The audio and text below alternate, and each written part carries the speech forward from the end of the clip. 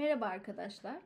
2025 Mayıs itibariyle Tayland'a giderken dijital varış kartı doldurulması istenilmekte. Bu videoda birlikte formu dolduracağız. TDAC olarak aratıyoruz.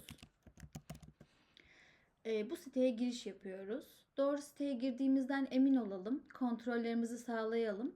Biz ayrıca açıklama kısmına sitenin linkini de ekliyor olacağız. İlk olarak şunu söyleyeyim. Tayland'a varış yapmadan 3 gün önce formu doldurmanıza izin verilmekte. Örneğin bugün 4 Ekim ise en erken 1 Ekim'de formu doldurabilirsiniz. Biz Eylül 2025'te eşim ile ülkeye girdik. Formdan sonra bir barkod oluşuyor. Sadece onu göstererek çok rahat bir şekilde giriş yaptık. İki seçenek gözüküyor. İlki varış formu. Diğeri de formu doldurduktan sonra güncelleme yapmak isterseniz giriş yaptığınız alan. Biz varış formu ile başlıyoruz. İlk soy isim yazıyoruz. Sonra isim yazıyoruz.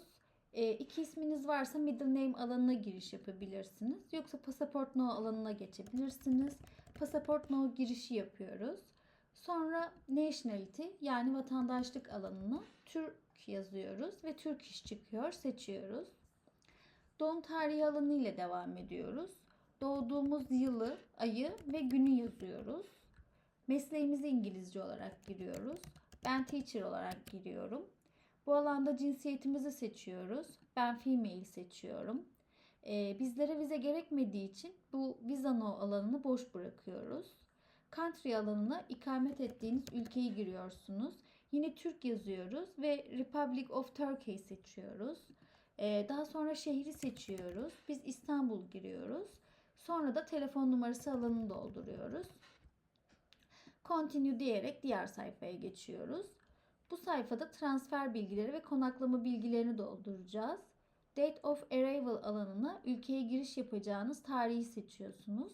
Biz örnek olarak 28 Eylül seçiyoruz.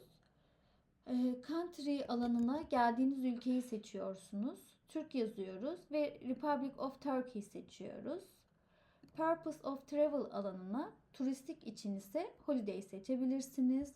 Mode of Travel alanına uçak seçiyoruz ya da siz nasıl ulaşım sağlayacaksanız onu seçebilirsiniz. Mode of Transport alanına Commercial Flight seçiyoruz. Flight alanına ise uçuş no'yu giriyoruz. Örneğin TP2424.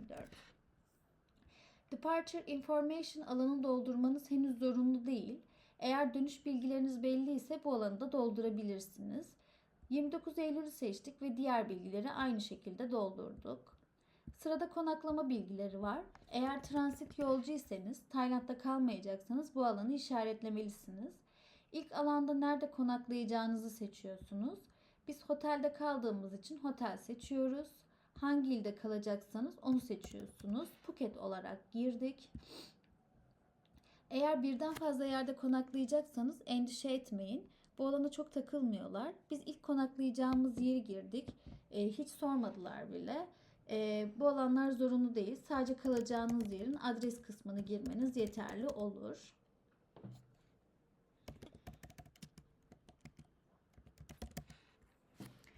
Continue diyerek yine diğer sayfaya geçiyoruz.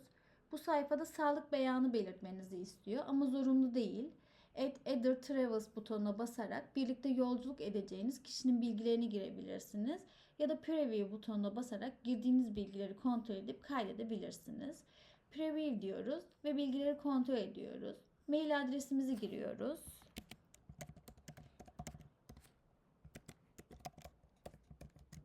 QR kod bu mail adresimize gelecek. O yüzden doğru girdiğimizden emin olalım. Bu alanı işaretliyoruz ve submit diyoruz. Tüm işlemler bu kadar. Uçaktan indiğinizde polis kontrolünde pasaportla birlikte maile gelen formu göstermeniz ya da QR'ı göstermeniz gerekmekte. Şimdiden iyi uçuşlar, iyi eğlenceler.